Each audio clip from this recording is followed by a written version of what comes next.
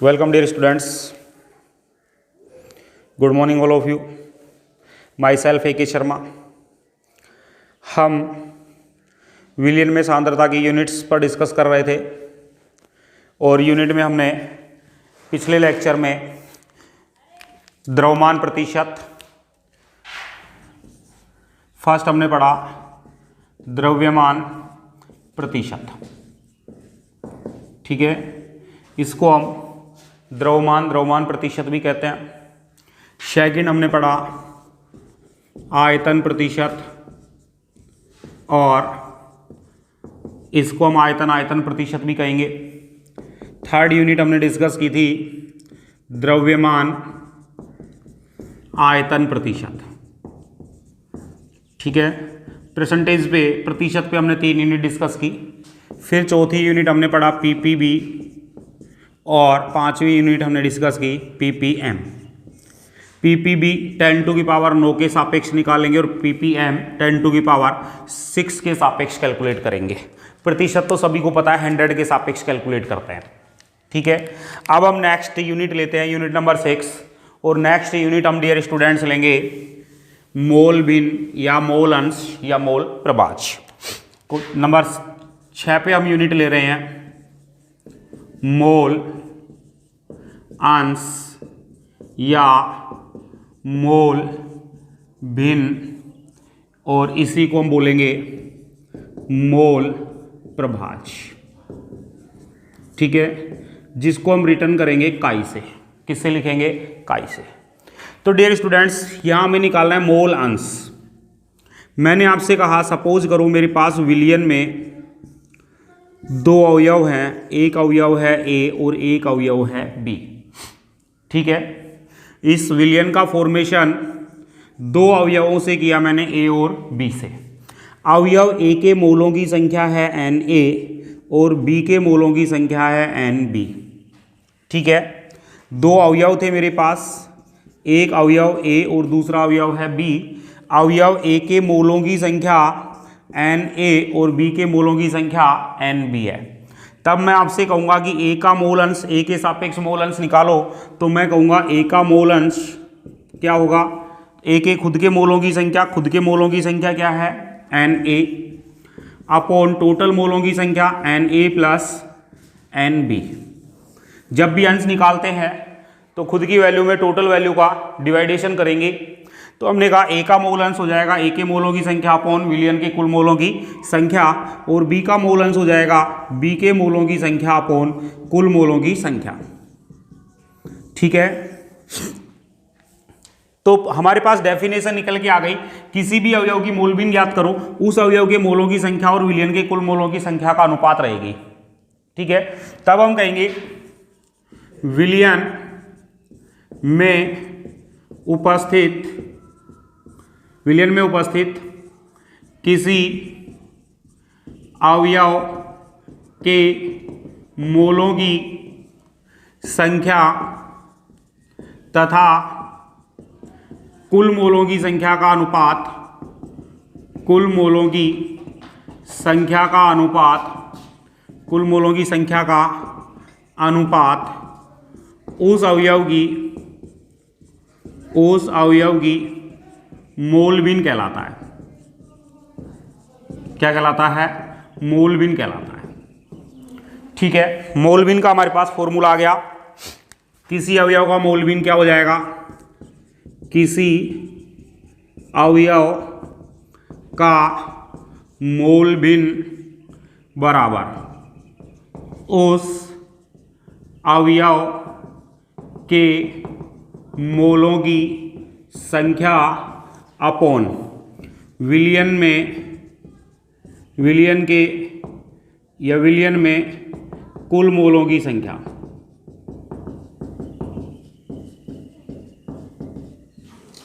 उस अवयव की मोल भिन्न को व्यक्त करेगा, ठीक है। मैंने आपसे कहा कि मेरे पास एक सॉल्यूशन है जिसमें 2 अवयव हैं, एक एथेनॉल है, एक सॉल्यूशन है विलियन, इसमें 2 अवयव हैं एथेनॉल और जल, ठीक है। इसके मैंने कहा मोलों की संख्या 2 है और जल के मोलों की संख्या 3 है। जल के मोलों की संख्या कितनी है? 3 है। तब मैं कहूँगा एल्कोहल या एथेनॉल के मोल भिन्न, तो मोल भिन्न एथेनॉल C2H5OH बराबर क्या फॉर्मूला बन जाएगा? खुद के मोलों की संख्या N C2H5OH अपॉन टोटल मोलों की संख्या। खुद के मोलों की संख्या कितनी है डियर स्टूडेंट्स? 2 बटे में कुल मोलों की संख्या 2 + 3 कितना हो गया? 5। कितना आ गया? 0.4। मैंने कहा मोल भिन्न निकालो जल की, तो जल के मोल भिन्न बराबर जल के मोलों की संख्या अपॉन टोटल मोलों की संख्या। जल के मोल कितने हैं? 3। टोटल मोल कितने हैं? 5। ये हो गया 0.6। देखो किसी भी विलियन में कुल मोल भिन्न का मान 0.4 और 0.6 क्या हो गया? 1 हो गया। तो किसी भी विलियन में कुल मोल भिन्न हमेशा 1 होती है। ध्यान दें क्या कहा मैंने? किसी विलियन की कुल मोल भिन्न सदैव 1 होती है। किसी विलियन की कुल मोल भिन्न कितनी होती है? 1। मैंने एग्जाम्पल लिया H2O एल्कोहल प्लस एल्कोहल और एथिल एल्कोहल CH3OH, इनका एक सॉल्यूशन बनाया। ठीक है, इसके 0.5 मोल हैं, इसके 0.2 मोल हैं। तो एल्कोहल के एथिल मेथेनॉल के मोल भिन्न बताइए कितने होंगे? तो हम कहेंगे तीनों के मोल भिन्न का योग कितना होना चाहिए? 1 होना चाहिए। तो मैं कह दूंगा इसके मोल भिन्न आ जाएंगे 1 में से 0.5 और 0.2 को जोड़ के घटा दो और ये आ गया 0.3। कितना हो गया? 0.3। कितना हो गया मोल भिन्न? 0.3। ठीक है, क्वेश्चन में कई बार हमसे सीधे मोल ना दे करके और द्रव्यमान दे देता है, और द्रव्यमान दे देने के बाद में हमसे मोल भिन्न कैलकुलेट कराएगा। तो द्रव्यमान देगा तो द्रव्यमान को पहले हम मोल में बदल देंगे और फिर मोल भिन्न निकालेंगे।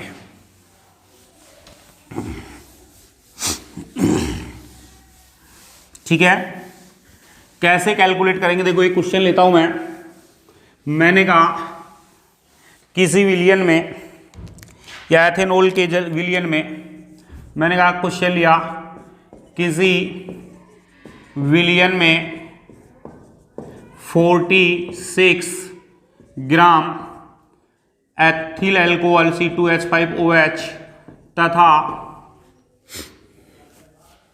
54 ग्राम H2O उपस्थित है। प्रत्येक अवयव का मोल भिन्न क्या होगा? प्रत्येक अवयव का मोल भिन्न क्या होगा? ये क्वेश्चन दिया हमने।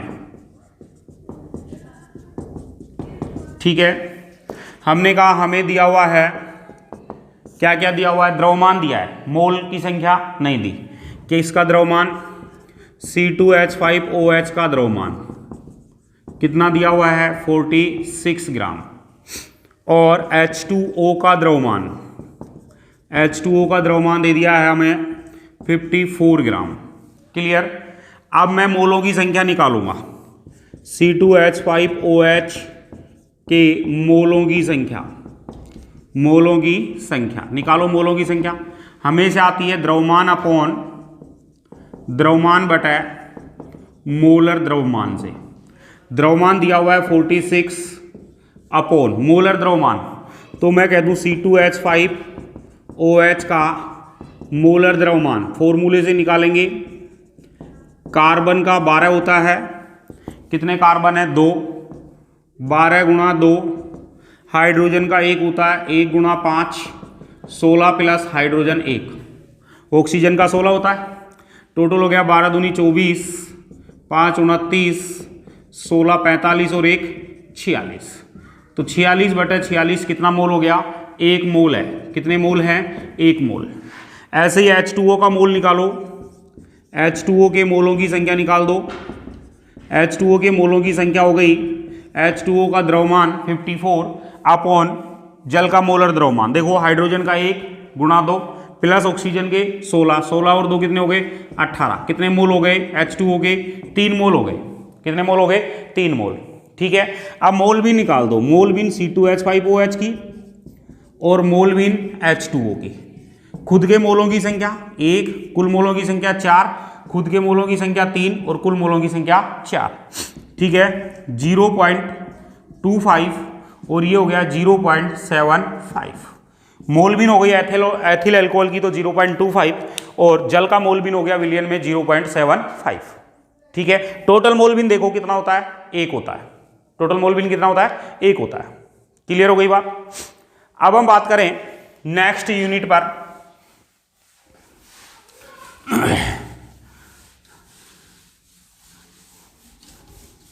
नेक्स्ट यूनिट में हम डिस्कस कर रहे हैं मोलरता। किस पर डिस्कस कर रहे हैं, मोलरता पर डिस्कस कर रहे हैं। अच्छा ध्यान रखें, मैंने कहा मोलबिन मैंने आपसे बताया द्रव्यमान मात्रक में आता है, और द्रव्यमान मात्रक में आता है तो ये टेम्परेचर पर डिपेंड नहीं करेगा। ठीक है ना। अब मैं ले रहा हूं मोलरता।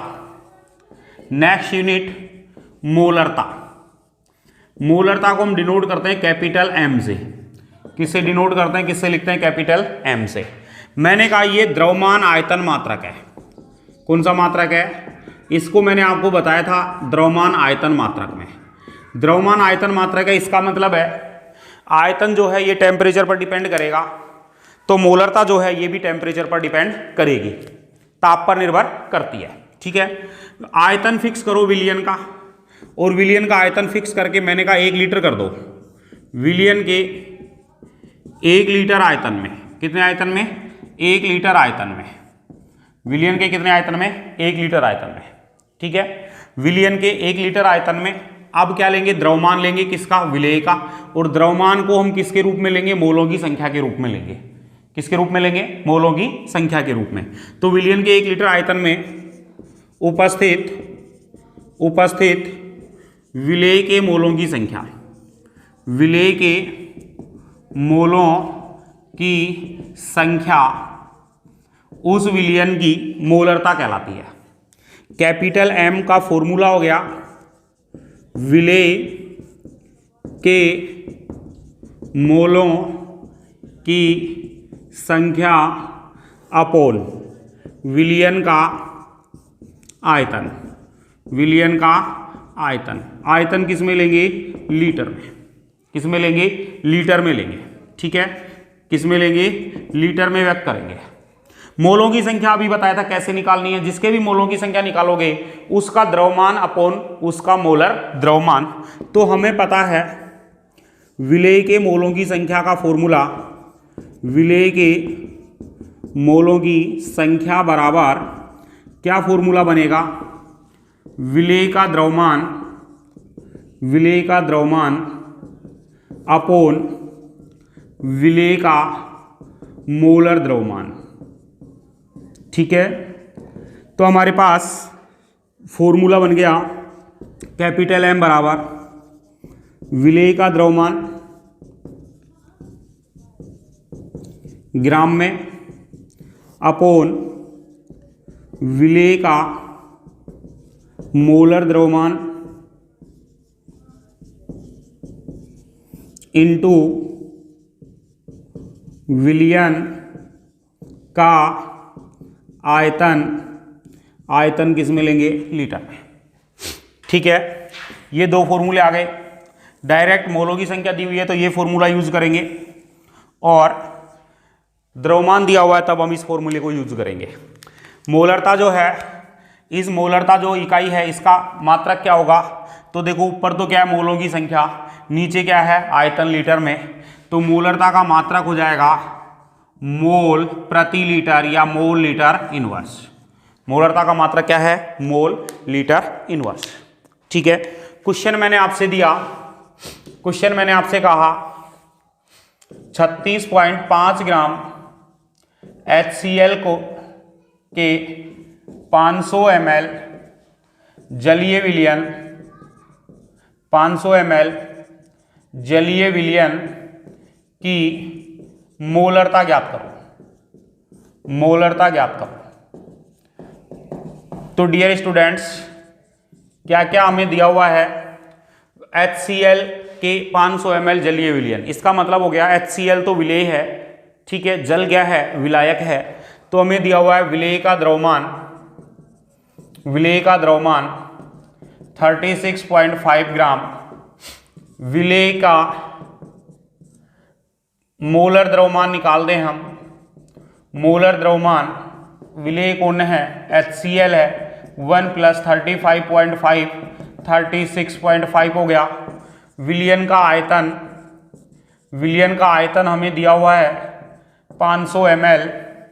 अब देखो हम फॉर्मूला पहले पढ़ चुके हैं, विलयन के आयतन को हम लीटर में व्यक्त करेंगे, और लीटर में व्यक्त करेंगे तो मैं कहूँगा ml को लीटर में बदल दो, 500 में 1000 का भाग दे दो, 1/2 लीटर हो गया। ठीक है, अब कैपिटल M का फॉर्मूला लिखें। कैपिटल M बराबर विलेय का द्रव्यमान अपॉन विलेय का मोलर द्रव्यमान इंटू विलयन का आयतन लीटर में। विलेय का द्रव्यमान दिया हुआ है 36.5 ग्राम अपॉन ये भी हमारे पास 36.5 हो गया इंटू 1/2। 36.5 से 36.5 कैंसिल हो गया और ये हो गया 2/1 यानी कि 2, और यूनिट हो जाएगी मोल लीटर इनवर्स। कितनी मोलरता हो गई, 2, कैपिटल M लिख दूं या फिर 2 मोल लीटर इनवर्स। सांद्रता हो गई 2m, विलयन की सांद्रता क्या हो गई 2m, और मोलरता बराबर हो गई 2 मोल प्रति लीटर। क्लियर। अब देखें मोलरता में एक तो हमें सॉल्यूशन के लिए मोलरता समीकरण पूछेगा। मोलरता समीकरण क्या है, समीकरण आती है M1V1 बराबर M2V2। इस समीकरण को हम बोलते हैं मोलरता समीकरण। कौन सा समीकरण, मोलरता समीकरण। ठीक है, डाइल्यूशन भी बोलते हैं, तनुता कर दिया जाए तब हम ये समीकरण काम में लेंगे, M1V1 बराबर M2V2। हमने कहा जब हम 2 या 2 से अधिक विलयनों को मिश्रित कर दें तब हम कहेंगे M1V1 प्लस माइनस M2V2 बराबर M3V3। एक पॉइंट ध्यान रखें, V3 हमेशा आएगा V1 प्लस V2 के बराबर। ठीक है, तो नई मोलरता M3 कैलकुलेशन करनी पड़े तो मैं कहूँगा M1V1 plus minus M2V2 upon आ गया V1 प्लस V2।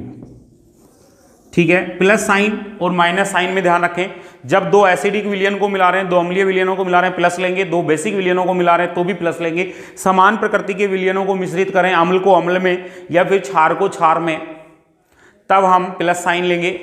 और एक अम्ल में क्षारीय विलयन मिलाया जाए या फिर क्षारीय विलयन में अम्लीय विलयन मिला दिया जाए तब हम माइनस साइन यूज करेंगे। ठीक है, तो हमारे पास आ गया M1V1 प्लस माइनस M2V2 बराबर M3V3। ज्यादातर क्वेश्चनों में समान प्रकृति का विलयन होता है तो हम कहेंगे M1V1 प्लस M2V2 बराबर M3V3। ठीक है, अब देखें मैंने आपसे कहा कि मेरे पास NaOH का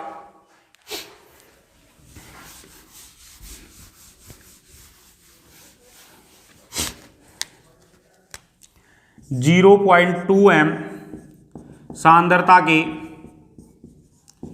NaOH की 500 ml जलीय विलयन को 1000 ml तक तनु करने पर विलयन की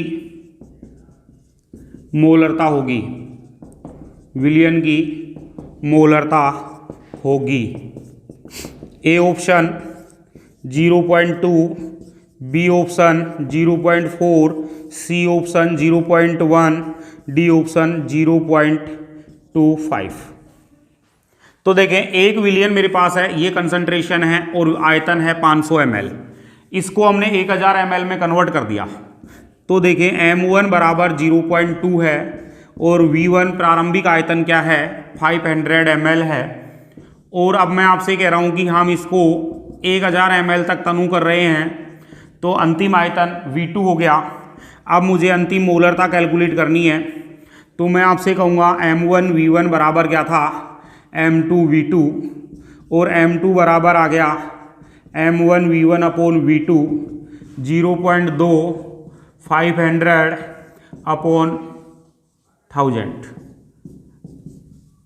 कितना हो गया 0.1 m। कितना हो गया 0.1 m। बताओ कौन सा ऑप्शन सही हो गया, सी। कौन सा ऑप्शन हो गया, सी। ठीक है, इस तरीके से हमें क्वेश्चन देगा डाइल्यूशन के लिए, या फिर अलग तरीके से तो हम सॉल्यूशन कर लेंगे।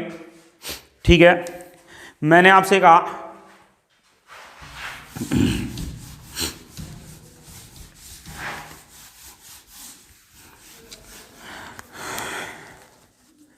नेक्स्ट क्वेश्चन मैंने कहा 0.5 m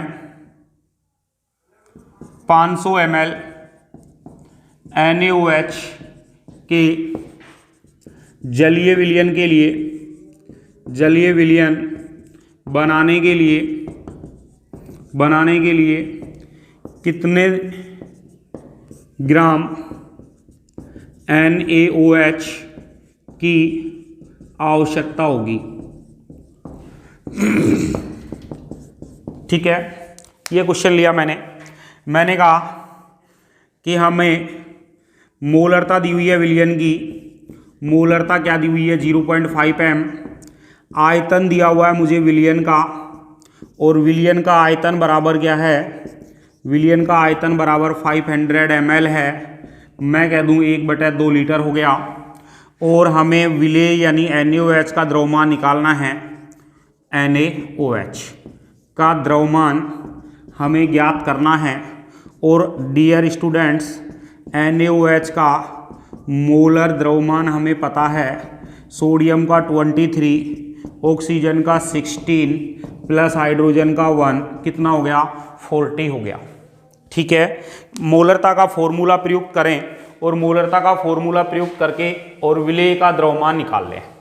ठीक है, कैपिटल M बराबर क्या फॉर्मूला था हमारे पास, कैपिटल M बराबर था, कैपिटल M बराबर विलेय का द्रव्यमान ग्राम में अपॉन विलेय का मोलर द्रव्यमान इनटू विलयन का आयतन।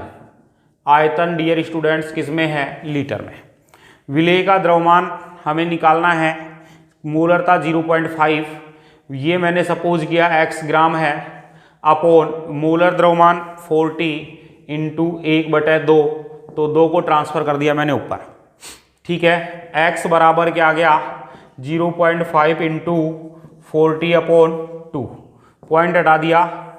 ठीक है, 5 से 4 से क्या हो गया 10। ठीक है,